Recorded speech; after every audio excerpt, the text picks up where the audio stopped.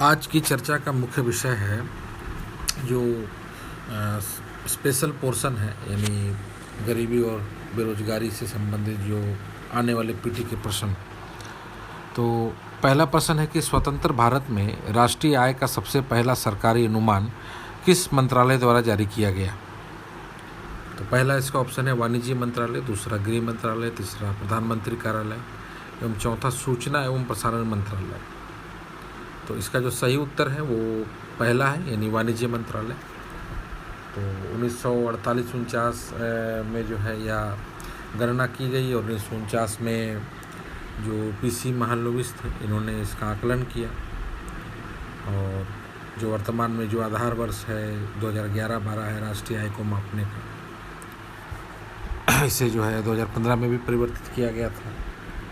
तो इस प्रकार जो है इसका जो सही उत्तर है वो वाणिज्य मंत्रालय है। अगला प्रश्न है कि राष्ट्रीय कौशल विकास मिशन के कार्यान्वयन के लिए कौशल विकास तथा उद्यमिता मंत्रालय का गठन कब हुआ?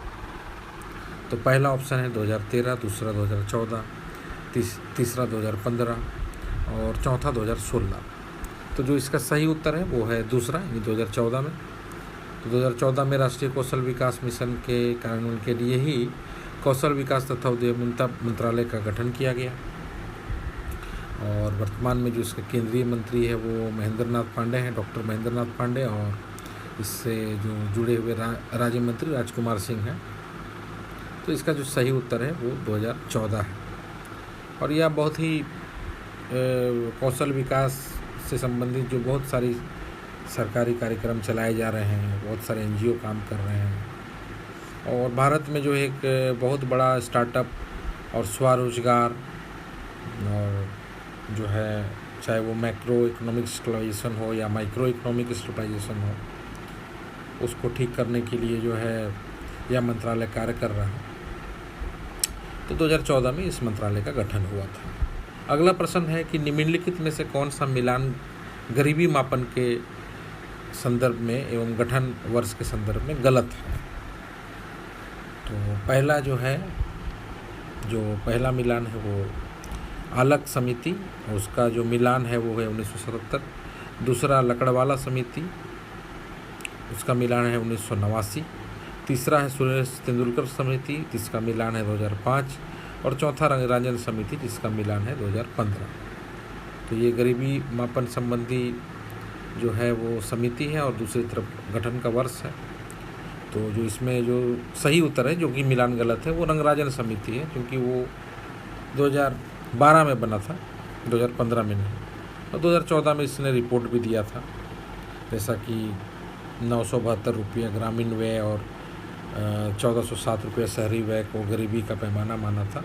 इस पर बहुत सारे आलोचनाएं भी हुई थी।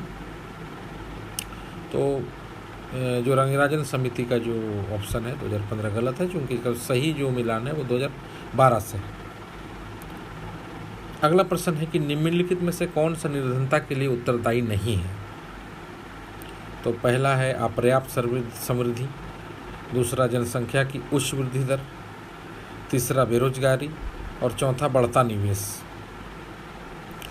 तो जो इसका सही उत्तर है वो चौथा बढ़ता निवेश, क्योंकि अपर्याप्त समृद्धि, जनसंख्या की उच्च वृद्धि दर और बेरोजगारी, ये सब तो निर्धनता के लिए उत्तरदायी होती ही हैं। लेकिन कोई राष्ट्र अगर निवेश बढ़ाए, क्योंकि वो लाभ कमाने के उद्देश्य से होता है, तो वो निर्धनता से प्रत्यक्ष तौर पर नहीं जुड़ता है, उसके लिए बहुत उत्तरदायी नहीं होता है। अगला प्रश्न है, 5वां प्रश्न, कि किसी भी देश के विकास दर एवं बेरोजगारी दर के बीच संबंधों को व्यक्त करने वाला यूनिवर्सल नियम कौन सा है? तो पहला है रिचर्ड का नियम, दूसरा साइमन का नियम, तीसरा ओकुन का नियम और चौथा अमर्त्य सेन का नियम। तो इसका जो सही उत्तर है तीसरा ओकुन का नियम, क्योंकि इस प्रकार के प्रश्न जो है वो आजकल आते हैं।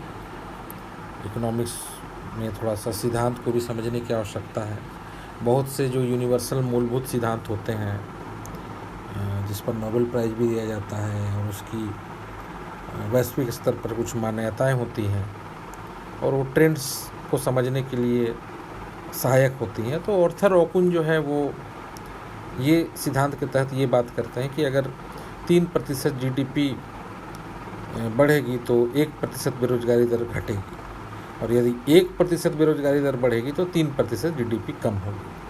तो इसमें जो GDP और बेरोजगारी दर का जो संबंध है वो रिवर्स संबंध को दिखाया जाता है, जो कि ओकुन का नियम यह बात कहता है। क्योंकि भारत में भी हम अगर हम देखें तो अभी वर्तमान में बेरोजगारी बहुत अधिक है, तो 1% अगर उसमें वृद्धि होगी तो नियम अनुसार उसमें 3% GDP में हमारी कमी आएगी, और GDP जो है हमारा अर्थव्यवस्था को मापने का बहुत बड़ा एक मानक है। अगला 6वां प्रश्न है कि निम्नलिखित में से कौन सा विकल्प असत्य है। तो पहला है कि पंडित दीनदयाल श्रमेव जयते कार्यक्रम में 5 योजनाएं शुरू की गई। दूसरा, इसमें श्रम पहचान संख्या यानी लेबर आइडेंटिफिकेशन पर जोर दिया गया। तीसरा, इसका क्रियान्वयन नीति आयोग के माध्यम से किया गया। और चौथा, इसमें भविष्य निधि हेतु सार्वभौमिक खाता संख्या भी आरंभ किया गया। तो जो इसका असत्य है वो सही उत्तर है तीसरा ऑप्शन है, जो कि इसका क्रियान्वयन नीति आयोग के माध्यम से किया गया, गलत है। क्योंकि ये भारत सरकार का जो श्रम एवं रोजगार मंत्रालय है उसके माध्यम से ये जो है योजना शुरू की गई थी, दीनदयाल श्रमेव जयते कार्यक्रम, पंडित दीनदयाल श्रमेव जयते कार्यक्रम। और लेबर आइडेंटिफिकेशन को समझने का जो है 2014 में यह कार्यक्रम आरंभ किया गया। और इसमें कॉमन सेंस भी आपको लगाना है कि नीति आयोग तो 1 जनवरी 2015 को बना था, तो जब योजना 2014 में शुरू हुई तो कैसे फिर नीति आयोग इसको कर सकता है।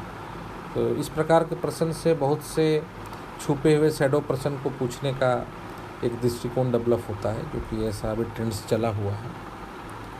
अभी आप हाल के दिनों में अगर देखें तो कोरोना संक्रमण में जो असंगठित क्षेत्र के जो लेबर हैं उनके बीच बहुत सारी समस्याएं हैं। उनकी देखने को मिला कि उनका जो सही आंकड़ा सरकार के पास नहीं है, काफ़ी संख्या में वो सड़क पर आ गए थे, और फिर वापसी भी उनकी हो रही है। तो इसमें भी जो है वो सरकार के पास आंकड़ा की कमी है। तो अगर इस प्रकार की श्रम पहचान संख्या को बनाया जाए और जोर दिया जाए तो इससे आने वाले समय में इसके लिए सुधार बहुत सारे किए जा सकते हैं। तो इसका तीसरा ऑप्शन सही है। अगला प्रश्न है 7वां प्रश्न कि अर्थशास्त्री अमर्त्य सेन का एक्टिव रीडिस्ट्रीब्यूशन क्या है। अर्थशास्त्री अमर्त्य सेन का एक्टिव रीडिस्ट्रीब्यूशन क्या है। पहला, पूंजीवादी अर्थव्यवस्था में वितरण के क्षेत्र में समस्या सिद्धांत।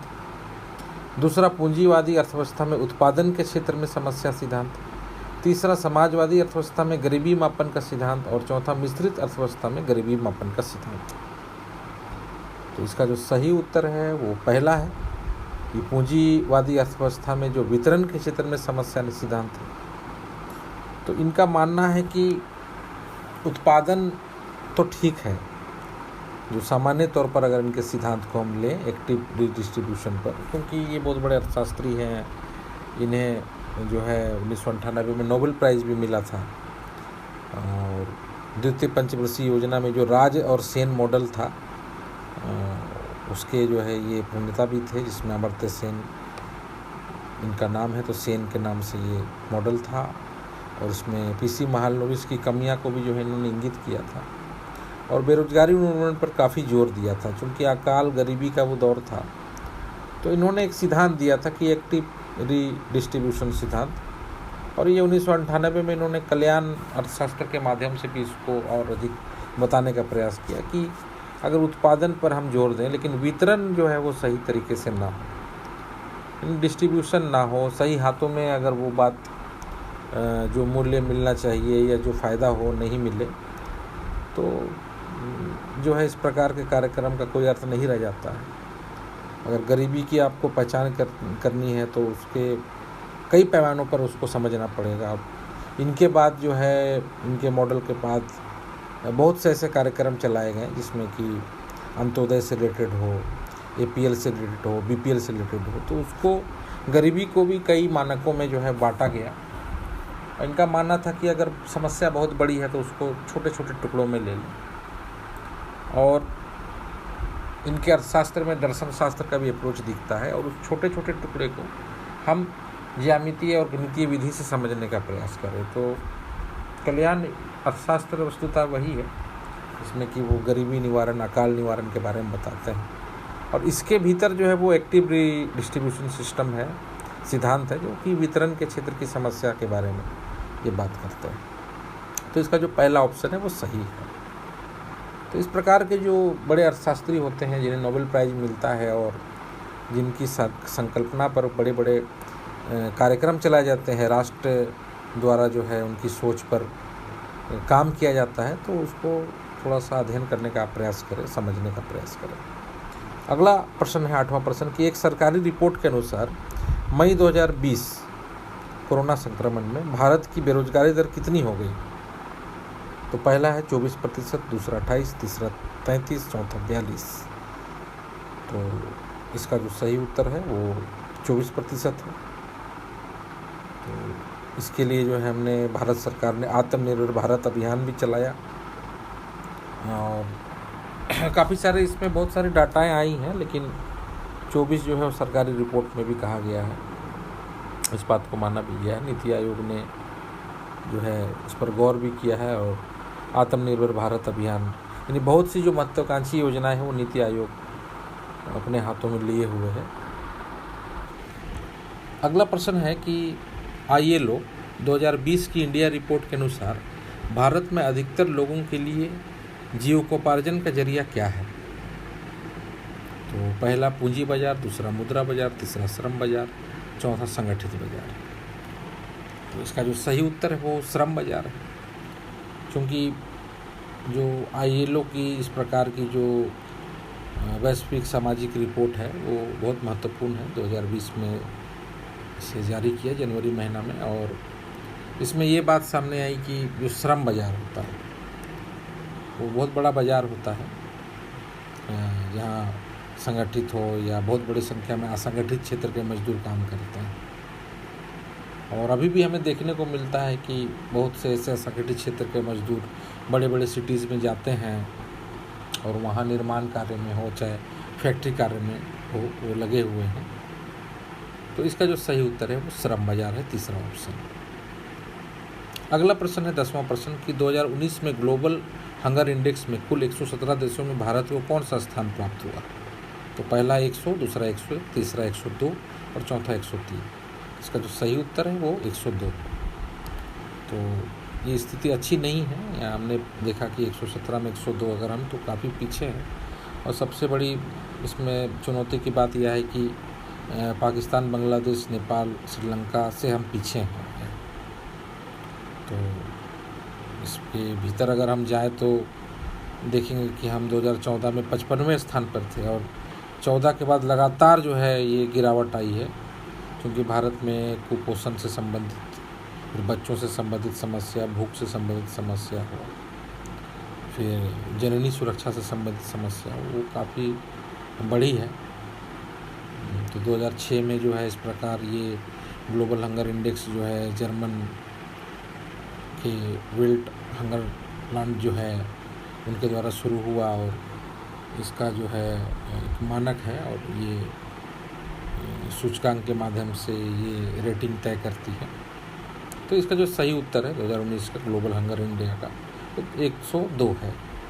अगला प्रश्न है कि स्वरोजगार के क्षेत्र में झारखंड स्टार्टअप नीति के संदर्भ में कौन सा कथन गलत है? तो पहला है इसकी शुरुआत वर्ष 2016 में हुई, दूसरा यह 10 वर्षों के लिए लागू रहेगी, तीसरा झारखंड स्टार्टअप नीति केंद्रीय स्टार्टअप नीति के आलोक में तैयार किया गया दृष्टिपत्र है, और चौथा सूचना तकनीक एवं ई प्रशासन विभाग इसका नोडल है।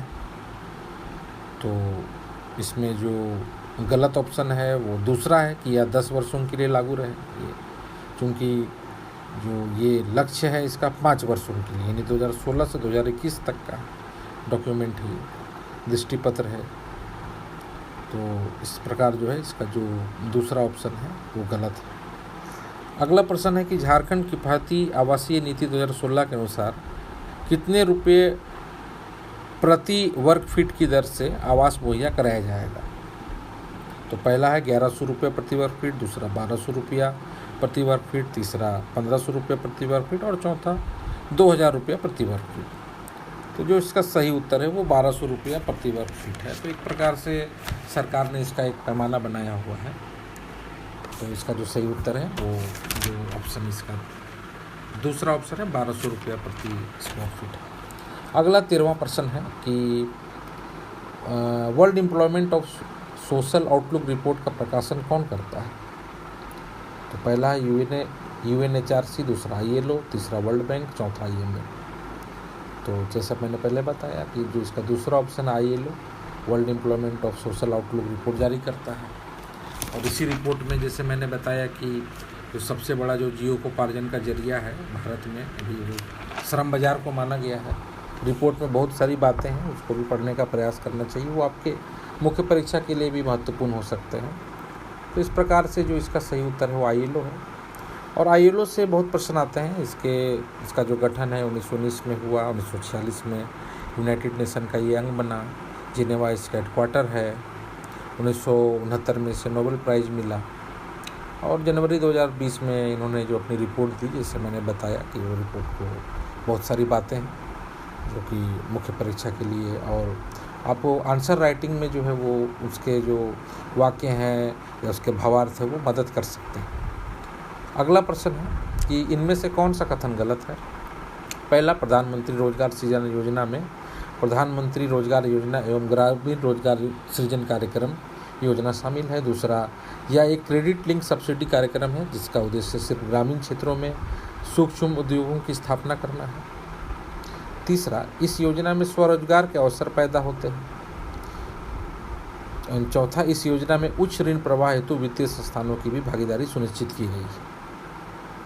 तो जो इसका जो गलत है ऑप्शन वो दूसरा है कि यह एक क्रेडिट लिंक सब्सिडी कार्यक्रम है जिसका उद्देश्य सिर्फ ग्रामीण क्षेत्रों में। तो यहाँ आप देखिए, गौर कीजिए वाक्य में कि इसके जो शब्द हैं इसकी सिर्फ ग्रामीण, ओनली रूरल, ये गलत है क्योंकि इसका जो उद्देश्य है वो ग्रामीण और शहरी दोनों। जैसा मैंने पहले बताया कि इसमें इसके दो कंपोनेंट हैं प्रधानमंत्री रोजगार सृजन योजना के, एक जो प्रधानमंत्री रोजगार योजना है शहरी के लिए और एक ग्रामीण रोजगार योजना। तो यहाँ जो सिर्फ है तो यहाँ इसको अगर आप एट ग्लांस जो है उसको पकड़ें तो वहीं से आप उसको छांट सकते हैं, इससे समय आपका बच सकता है। तो इस प्रकार के प्रश्न आते हैं। तो इसका जो दूसरा ऑप्शन है वो गलत है। अगला प्रश्न है 15वां प्रश्न कि निम्नलिखित में से कौन सी संस्था भारत में ट्रांसजेंडर के लिए रोजगार कार्यक्रम हेतु कड़ी का कार्य करती है? तो पहला है नूर सोसाइटी, दूसरा पेरीफेरी, तीसरा मदद LGBT और चौथा दामन सोसाइटी। तो ये करंट से है और बहुत इम्पोर्टेंट है। इसका जो दूसरा ऑप्शन है वो पेरीफेरी है। अब देखिएगा कि ये काफ़ी चर्चा में रहा न्यूज़ में, जो कि चेन्नई बेस्ड जो है वो संस्था है और पेरीफेरी जो नीलम जैन इसकी CEO हैं और उसके माध्यम से या ट्रांसजेंडर जो है, आप देखिएगा कि 2014 के बाद बहुत सारे जो है सुप्रीम कोर्ट ने संज्ञान लिया कि इनके कार्य के लिए कुछ कार्य किए जाए। 2019 में जो है इनको काफ़ी सारे जो इनके प्रति जो डिस्क्रिमिनेशन की जो बातें थी, इनसे संबंधित भेदभाव की बातें थी कि इनको सामाजिक प्रतिष्ठा दिया जाए। साथ ही जीविकोपार्जन के लिए भी जो है इनके सीमित प्रकार के जो है माध्यम है उसको ठीक किया जाए। तो पेरीफेरी जो संस्था है वो इनके लिए कंपनी में कार्य और भी किसी प्रकार के कार्य को नौकरी में जोड़ने का प्रयास करती है। साथ ही स्टार्टअप और स्टैंडअप के लिए भी जो है वो ट्रांसजेंडर के बीच प्रयास करती है, क्योंकि भारत एक लोक कल्याणकारी राष्ट्र है। इसे हमारे संविधान में कहीं लिखा नहीं है कि आप ट्रांसजेंडर के लिए यही कीजिए, LGBT के लिए यही कीजिए, लेकिन जब लोक कल्याणकारी राष्ट्र की बात आती है तो वहाँ भारत के भीतर जो जितने भी उसके लोग हैं वो महत्वपूर्ण हो जाते हैं। तो पहले अवधारणा थी नहीं और अभी हाल के दिनों में इसके लिए बहुत से कार्य किए जा रहे हैं, उनकी जनसंख्या में भी वृद्धि हो रही है। तो इस प्रकार इसका जो सही उत्तर है वो पेरीफेरी है। 16वां प्रश्न है कि प्रधानमंत्री मत्स्य संपदा योजना का इनमें से कौन प्रमुख उद्देश्य नहीं है? तो पहला है कि मछली उत्पादन 2024-25 तक 70 लाख टन बढ़ाना। दूसरा, मछली निर्यात में 1 लाख करोड़ रुपए का लक्ष्य। तीसरा, प्रधानमंत्री मोदी ने इसके लिए कृषि विश्वविद्यालय पूसा में केंद्र का निर्माण किया है। और चौथा, प्रधानमंत्री मोदी द्वारा 10 सितंबर 2020 को इस योजना की शुरुआत गंगा के किनारे भागलपुर में जाकर किया। तो इसका जो चौथा ऑप्शन है वो गलत है, क्योंकि अगर आप थोड़ा सा भी कॉमन सेंस लगाएं, यहाँ तो जानकारी का भी यह प्रश्न है लेकिन कॉमन सेंस का भी यह प्रश्न है कि चौथा ऑप्शन गलत कैसे है। क्योंकि अभी कोरोना के काल में जितने भी योजनाएं हैं, चाहे वो मंत्री हैं, वो डिजिटल रूप से अपने कक्ष से करना है। तो ये जो माध्यम था इसको शुरू करने का, वो डिजिटल माध्यम था, ना कि भागलपुर में गंगा किनारे जाकर मोदी जी ने इसका शुभारम्भ किया। ये तो इस प्रकार जो चौथा इसका ऑप्शन है ये गलत है। ये तो इस प्रकार के जो सेंटेंस होते हैं उसको पढ़ने के साथ साथ समझने का भी प्रयास करना चाहिए। बहुत सी बातें किताबों में लिखी नहीं होती हैं, लेकिन आप उसको थोड़ा समझ बना के या उसको एग्ज़ाम में आप उसको अपने से समझ बना के उसको कर सकते हैं। ऐसे जितने भी कोचिंग संस्थान है या कोई भी हो, बड़ी आसानी से वो बोल देते हैं कि नहीं आपको ऐसे स्ट्रेटजी अपनानी है, ऐसे करना है। लेकिन वो खुद भी वो अगर वहाँ बैठेंगे तो वहाँ हो सकता है कि वो समझ दिक्कत हो सकती है, क्योंकि हर व्यक्ति का अपना अपना एक IQ होता है लेवल। मान लीजिए आपके पास अगर IQ 100 है और किसी के पास 30 है, तो हो सकता है 30 वाला सही कर दे, क्योंकि 30 IQ अगर किसी के पास है और वो 30 लगा दे, परंतु आपके पास 100 है लेकिन आप 10 लगाएं तो आप पीछे रह जाएंगे। तो इसी प्रकार जो है अगर कोई भी प्रश्न आते हैं तो उसको आप अपने से देखने का आदत बनाइए, टेक्स्ट बुक में निकाल कर, और समझ बनाने का प्रयास कीजिए। ये आदत बनाना बहुत ज़रूरी है। अगला प्रश्न है 17वां प्रश्न कि महिलाओं के लिए भारत सरकार द्वारा विशेष कार्यक्रम STAP स्टेप यानी support to training and employment for women, programme for women की शुरुआत कब हुई? तो काफ़ी महत्वाकांक्षी योजना थी। तो इसका जो ऑप्शन पहला 1976 है, दूसरा 1986, तीसरा 1996 और चौथा 2006। तो इसका जो सही उत्तर है वो 1986 है। 1986-87 जो समय था उस समय यह योजना आरंभ की गई। और आज जो हम कौशल विकास योजनाओं को देखते हैं तो इस प्रकार की यह महत्वाकांक्षी योजना थी, जिसमें कि महिला आत्मनिर्भरता और सशक्तिकरण को जो है लक्षित किया गया, और यह कार्यक्रम बहुत सफल साबित हुआ।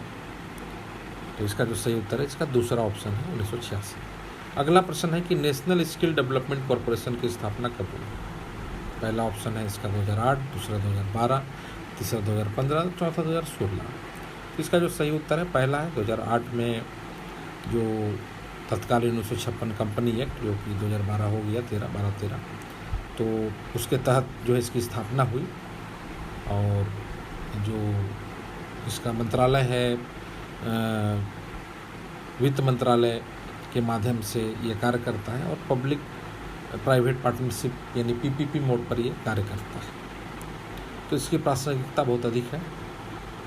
अगला प्रश्न है कि इन कथनों पर विचार करें। पहला यानी A कथन जो है कि यूनिफॉर्म रिसोर्स पीरियड यानी URP में गरीबी का मापन 30 दिन के उपभोक्ता व्यय से होता है। B मिक्स्ड रिफॉर्म पीरियड यानी MRP रेफरेंस पीरियड MRP में गरीबी मापन 5 मद यानी जो गैर खाद्य मद हैं उनसे होता है। तो इसमें पहला है कि A सही, दूसरा B सही, तीसरा दोनों सही, चौथा दोनों गलत।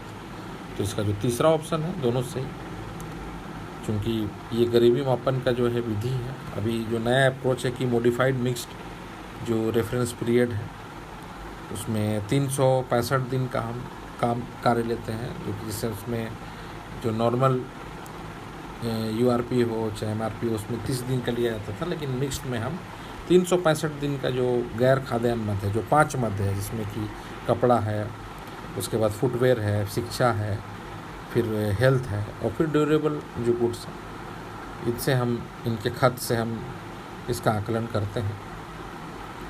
तो इसका जो तीसरा ऑप्शन है कि दोनों सही, वो उत्तर सही है। इस प्रकार के प्रश्न कॉम्पिटिटिव एग्जाम में आए भी हैं और बराबर ये पूछे जाते हैं। 20वां प्रश्न है कि यह कथन किसका है कि बड़ी मात्रा में जनता की गरीबी आर्थिक एवं औद्योगिक परिक्षेत्र से स्वदेशी के बाहर हो जाने की वजह से है? तो पहला है कि पंडित नेहरू, दूसरा बाल गंगाधर तिलक, तीसरा महात्मा गांधी, चौथा रविंद्रनाथ टैगोर। तो इसका जो सही उत्तर है वो तीसरा ऑप्शन है, महात्मा गांधी। क्योंकि आप इनके सिद्धांत को पढ़ें, ग्रामीण स्वराज का जो अर्थशास्त्र है इसमें वो जो है कुटीर उद्योग के माध्यम से, स्वदेशी उद्योग के माध्यम से वो बात करते हैं कि जो जनता की गरीबी है आर्थिक एवं औद्योगिक परिक्षेत्र से स्वदेशी के बाहर हो जाने की वजह से, ये उसको बहुत मूल कारण मानते हैं कि हमारी जो निर्भरता है वो विदेशी चीज़ों पर बहुत अधिक है। जो व्यवस्थाएं अर्थव्यवस्था में ब्रिटिश साम्राज्यवादी नीतियों के तहत हुई या औद्योगिक क्रांति के माध्यम से हुई, वो स्वदेशी को बाहर कर देती है। तो जो औद्योगिक जो क्रांति है, जो इंडस्ट्रियल रेवोल्यूशन है, वो एक प्रकार से स्वदेशी मदों का डिस्ट्रक्शन है। इस प्रकार के प्रश्न भी आते हैं, तो यहाँ एक कंसेप्ट इसको आपको समझना है। तो महात्मा गांधी का इस प्रकार का जो है सिद्धांत है, जिसमें वो रामराज की बात करते हैं, ग्रामीण स्वराज की बात करते हैं, ट्रस्टीशिप की बात करते हैं, माध्यम की बात करते हैं, तो इसको समझने का प्रयास करना चाहिए। इस प्रकार के प्रश्न बहुत आ रहे हैं हाल के दिनों में। तो इसका जो तीसरा ऑप्शन है या स्टेटमेंट महात्मा गांधी का सही है।